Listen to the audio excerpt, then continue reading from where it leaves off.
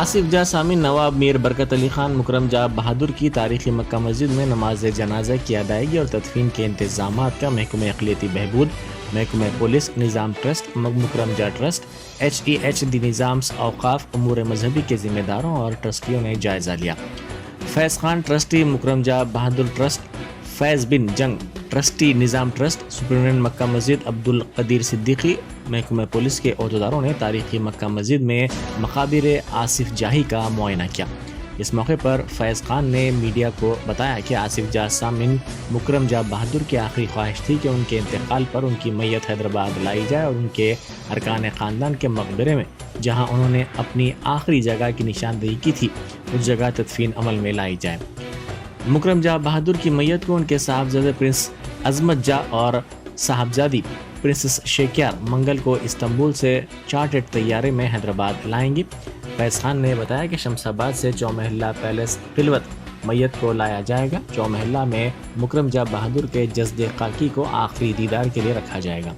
चौमहल्ला palace में गुस्ल और तजहीज़ व तकफीन के बाद अहम शख्सियतों के दीदार के लिए रखा जाएगा, जहाँ उन्हें मुकम्मल सरकारी एजाज़ात पेश किए जाएंगे।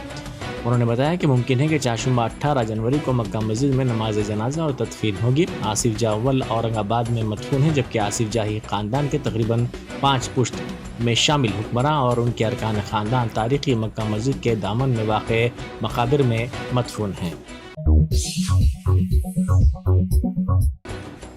वज़ीर IT तारक रामा राव ने कहा है कि रियासत को सरमायाकारी के मौक़े हासिल होंगे तो रोज़गार के मौक़े में इजाफा होगा। उन्होंने कहा कि रियासत तेलंगाना जामे और मरबूत तरक्की हासिल कर रही है। उन्होंने तारकीन वतन से मुसलसल तरक्की के समल में रियासती हुकूमत के साथ मिलकर ताउन करने की अपील की।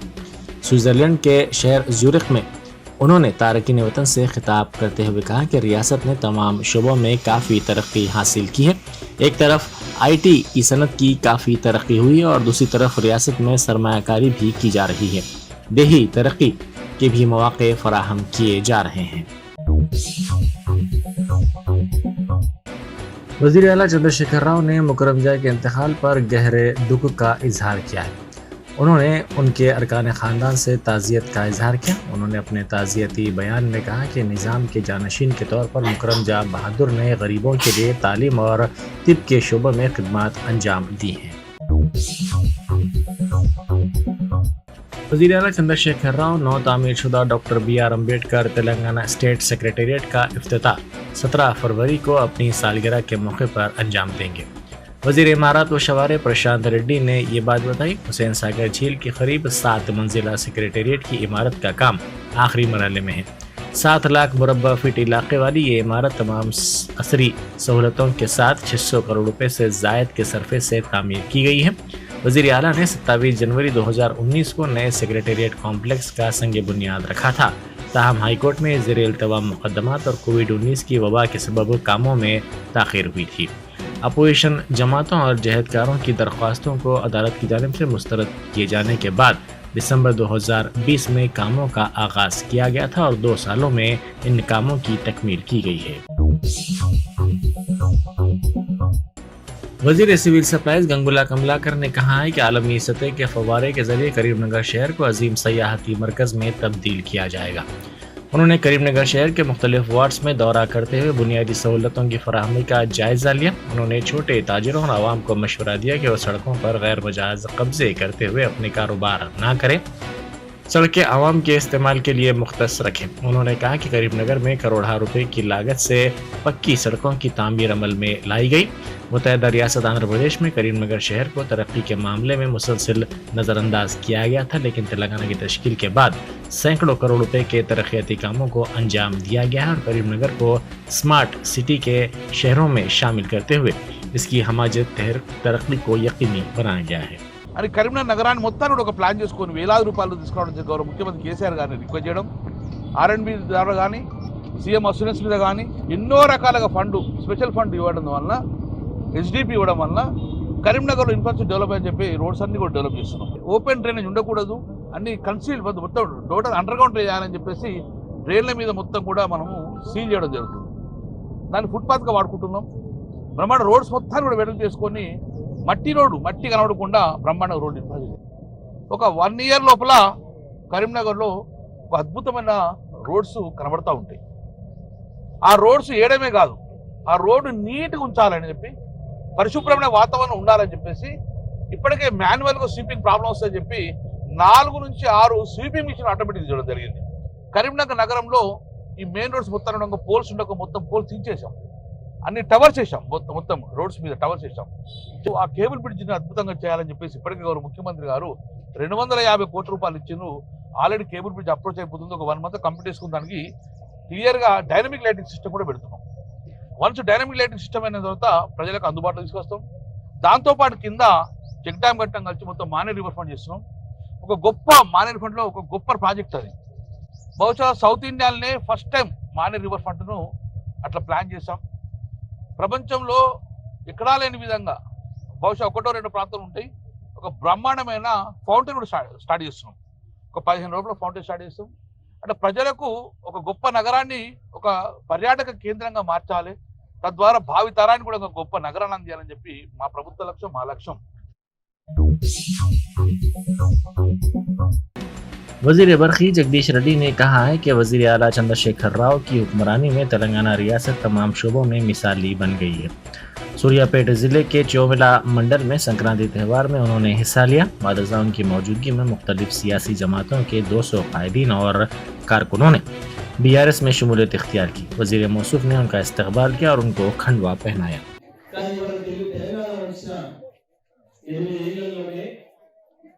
గ్రామాలలో అద్భుతమైన పచ్చదనం కనపడమే కాదు, ప్రజల ముఖాల్లో సంతోషం కనపడమే కాదు, ఇవాళ పండుగని ఈ రకంగా సామూహికంగా అందరం కలిసి సంతోషాన్ని పంచుకుంటూ నిర్వహించుకుంటాము.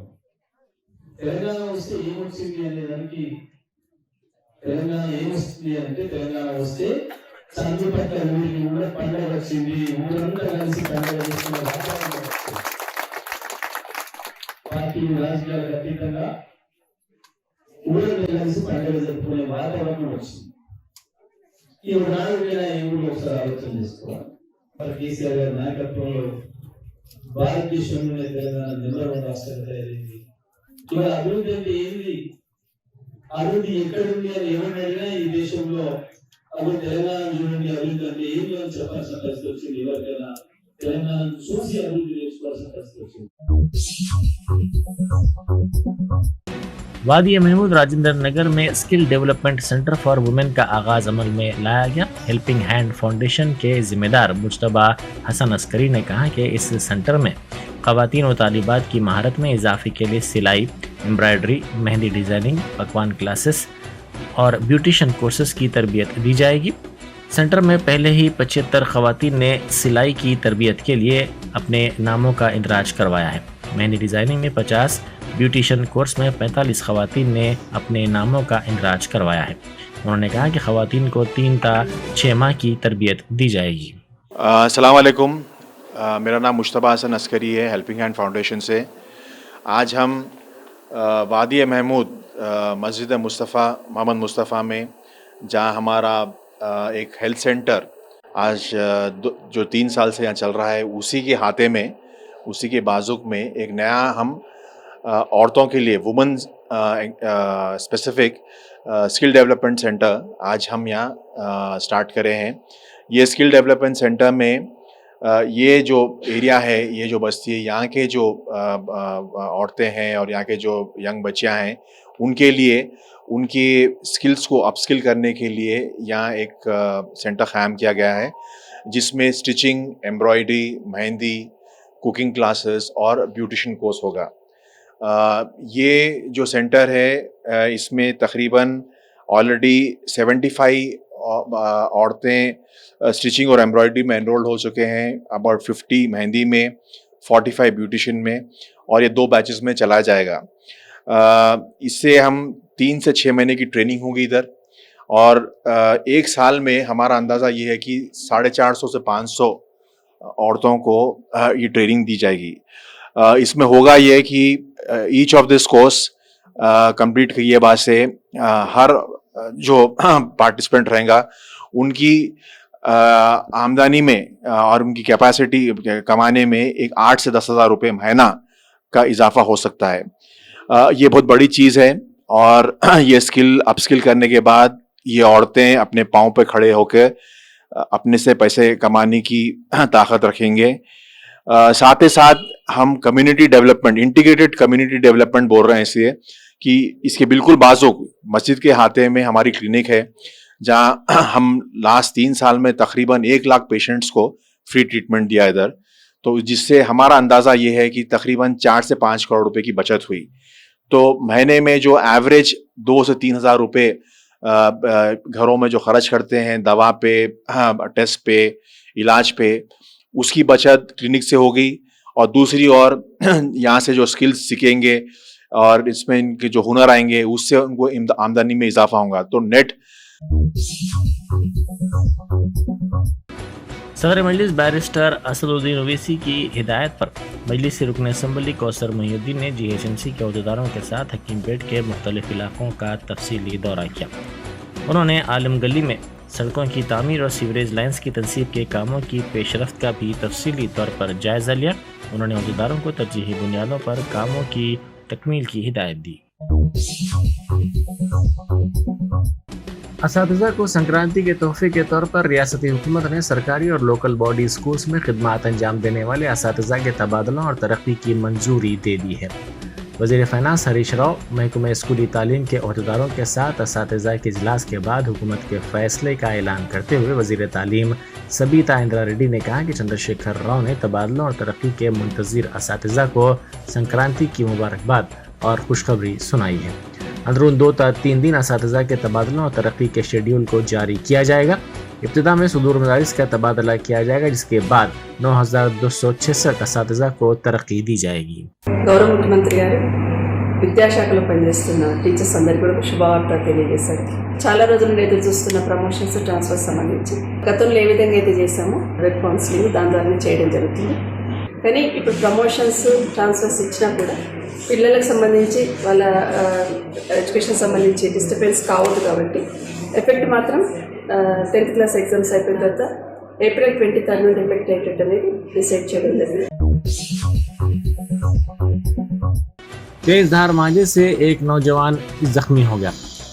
तफसीलात के मुताबिक हाफिज राबिया बिन सईद नामी नौजवान 2 व्हीलर पर एक तकरीब में शिरकत के लिए जा रहे थे कि मलकपेट मेन रोड पर तेज धार मांझे से अचानक उनका चेहरा बुरी तरह कट गया, जिसमें होंठ के ऊपर से गाल के दूसरे हिस्से तक चेहरा शदीद जख्मी हो गया और खून बहने लगा।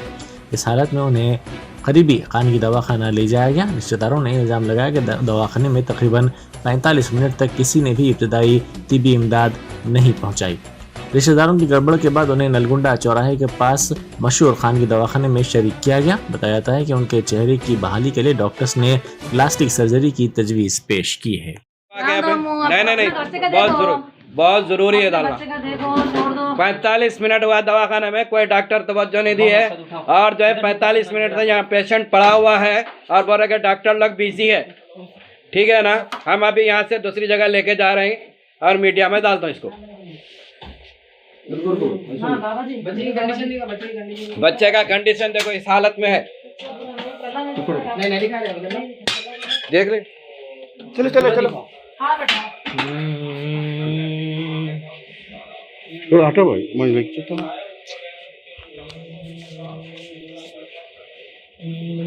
मैं पूरा मीडिया में डालता हूँ। 45 मिनट 50 मिनट हो गया बच्चे को आके, 50 मिनट में बच्चे को नहीं देखता, मेरे को नहीं मालूम अभी आया समझ। 50 मिनट हो गया आके।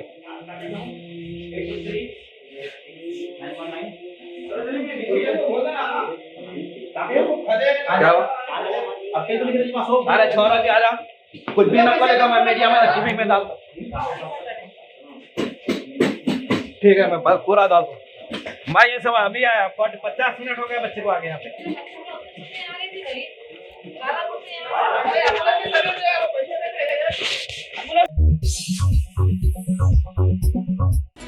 छतरीनाका में ऑपरेशन चबूतरा अंजाम दिया गया।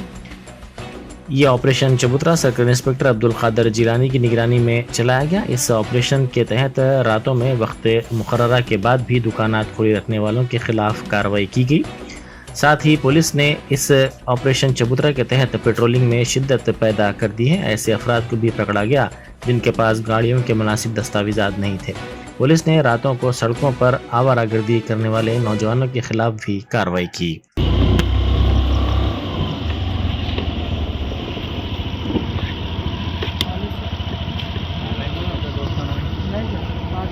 ये रात में कैसा दोस्ताना है? बंद करो फोन। ये रात में कैसा दोस्ताना है? नहीं, ये रात में कैसा दोस्ताना है पूछ रहा हूँ। नहीं नहीं, आ रहे थे, घर जा रहे थे, क्या है ये? क्या टाइम हो रहा? 2 बज रहे ना। चोरी करने के वास्ते निकले? कहाँ है फंक्शन? कहाँ है फंक्शन? किसका फंक्शन था?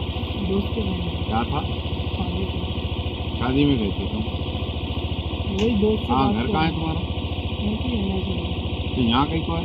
चोरी करने के वास्ते आए बोलो? नहीं, प्रॉमिस नहीं है। नहीं तो बराबर चोरी करने के वास्ते है। तुम रहते नाइस होटल, वहाँ पे लकी के पास बोल रहे हैं कोई फंक्शन बोल रहे हैं। फंक्शन का तो समझ में नहीं आ रहा मेरे को। नहीं नहीं नहीं, बिठाओ जिनको, गाड़ी पे बिठाओ। आओ, यहाँ पे मिलता है। वहाँ बिठाओ, वहाँ बिठाओ, वहाँ बिठाओ, गाड़ी पे बैठो। चोरियाँ हैं पूरे। दिल्ली पुलिस के स्पेशल सेल ने 2 मुश्तबा अफराद को गिरफ्तार कर लिया। उनका ताल्लुक उत्तराखंड और दिल्ली के जहांगीरपुरी से था। पुलिस ने कहा कि मुलजिमीन मुखालिफ मुल्क अनासर के साथ मुबैना तौर पर मिले हुए थे। पुलिस उनसे पूछताछ कर रही है। उनकी शिनाख्त जगजीत सिंह और नौशाद के तौर पर की गई है। पुलिस ने दावा किया कि उनका ताल्लुक दहशतगर्द ग्रुप्स से है। अपने पंजाब बेस थे, कुछ इन्होंने रेकिया वगैरह करनी थी, इन्होंने कुछ टारगेट्स आइडेंटिफाई किए। मैंने फिर से कहा कि अभी वो इनिशियल स्टेज पे थे। द वेरी फैक्ट कि इन्होंने अपने हैंडलर्स को अपना कमिटमेंट बता दिया था, अपनी कैपेबिलिटी बता दी थी और इनको कह दिया गया था कि ठीक है, now you go for bigger targets. ये क्या करने वाले थे, क्या नहीं करने वाले थे, मैंने फिर से कहा कि ये अपनी कैपेबिलिटी डेमोन्स्ट्रेट कर चुके थे। उसके लिए इनकी फंडिंग हो चुकी थी, इनके पास पैसे आने शुरू हो गए थे और इन्हें अभी रिकॉनेसेंस करना था, ट्रैकिंग करनी थी। तो ये ऐसा नहीं कि something was going to happen immediately. Special cell की टीम में 2 टेररिस्ट पकड़े हैं, जिनमें से एक का नाम नौशाद है, एक का नाम जगजीत जैसा है। इनको 12 तारीख को जहांगीरपुरी के एरिया से पकड़ा गया है। ये टीम काफी टाइम से टेरर के केसेस पे काम कर रही थी और एक स्पेसिफिक इंफॉर्मेशन मिली कि जहांगीरपुरी में एक पर्टिकुलर जगह पर ये 2 लोग रह रहे हैं और ये किसी बड़ी घटना को अंजाम देने वाले हैं। इनकी अरेस्ट से इनके पास से 2 हैंड ग्रेनेड, जो कि मिलिट्री ग्रेड हैंड ग्रेनेड्स हैं। और नौशाद का क्रॉस बॉर्डर एक LET SI हैंडलर है जो सस्पेक्टेड है, वो उसको हैंडल कर रहा था। इनकी फंडिंग हो रही थी और ये एक बड़ी राइट विंग लीडर्स को टारगेट करने की प्लानिंग बना। यौम जमहूरिया की तकारीब के हिस्से के तौर पर कौमी दारुल हुकूमत नई दिल्ली में रिहर्सल मुनक़िद की गई। इस रिहर्सल में मुख्तलिफ जत्थों ने हिस्सा लिया। ये परेड दिल्ली के कर्तव्य पथ पर होगी। इस मौके पर यहाँ बैंड्स का भी मुजाहरा किया गया। नेपाल में तैयारे के हादसे के वाक़े के बाद राहत और बचाव ऑपरेशंस तेजी के साथ जारी हैं। ताहाल 32 नाशों को निकाल लिया गया है। इस तैयारे में 68 मुसाफिरीन और 4 अरकान अमला मौजूद था। ये जहाज़ खटमंडू से पोखरा की सिमत आ रहा था। इस हादसे के साथ ही तैयारा शोलापोश हो गया और इससे कसीर धुआं भी निकलने लगा।